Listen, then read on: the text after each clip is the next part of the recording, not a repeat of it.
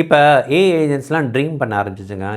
கனவு காண ஆரம்பிச்சிச்சு. என்ன மீன் பண்ணுறேன்னா, கிளாட் கோடில் வந்து மெமரின்னு ஒரு ஃபீச்சர் இருந்துச்சு. அதில் வந்து அது நடந்த எல்லா கான்வர்சேஷனை வச்சு ஒரு மெமரி பில்ட் பண்ணி வச்சுருக்கோம். நம்மளோட பர்சனல் ப்ரிஃபரன்ஸ் இது எல்லாமே எடுத்து அங்கே ஸ்டோர் பண்ணி வச்சுருக்கோம். இப்போ அதில் ட்ரீம்னு ஒரு ஃபீச்சர் கொண்டு வந்திருக்காங்க.